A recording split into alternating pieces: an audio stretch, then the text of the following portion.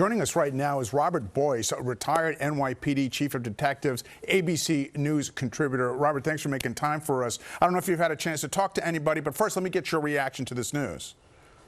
Oh, David, I think it's sad, but it was inevitable. Once that case came out and they took his cell phones and went into his home, you really put the department in uncertainty, and you can't have that. It's law enforcement.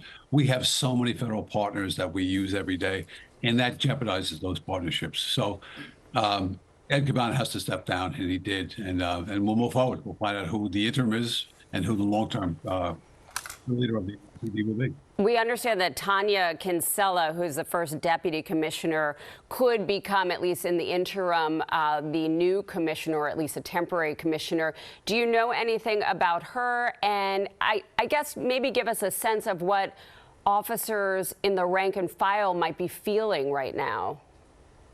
Well, I think what the rank and file needs is leadership. They want to know who's in charge, and they want to know, and they want to know their experience. So Commissioner Kinsella would be fine as an interim and possibly a long-term one. But there's others as well. The bench is pretty deep right now, Warren, to be honest with you, who it could be. So right now we'll wait and see. I don't think that Mayor Adams is going to wait too long.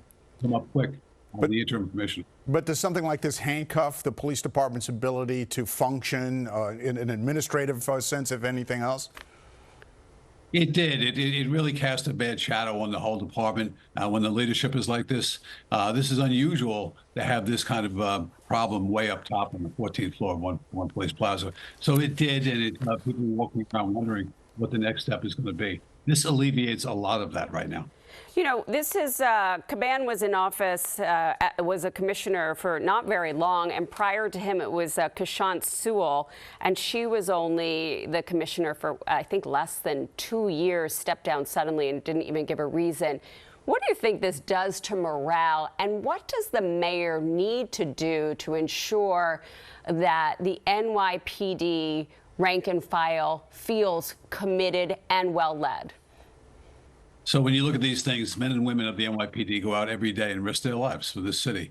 So they want some kind of steadiness in hand on who the leadership is. And those are two changes, not very long changes. Both completely different stories, of course. But we need something to solidify that leadership right now. And hopefully the mayor is able to do that with some long-term answers. You know, this comes after we've learned that it was Caban's twin brother that was part of the investigation, James Caban.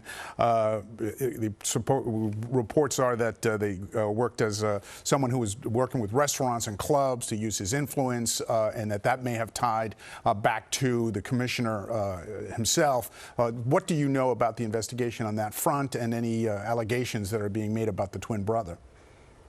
Sure, the investigation has been very quiet. It's run out of the Southern District of New York, which is right across the street from the One Police Plaza, of course, and we work with them on a daily basis. So this is all done by different various federal units, federal agencies, not the FBI. It's others. So that's what's really damning here. It's you're trying to wonder on how we go forward, and we will, as we always have. But now I think with this one part alleviated, a change in leadership could help a lot in the short term to move us forward. Robert, we thank you for your insights. We'd like you to stick with us, if you could, while we continue to cover this breaking news story. I'm sure we'll be going back to you shortly.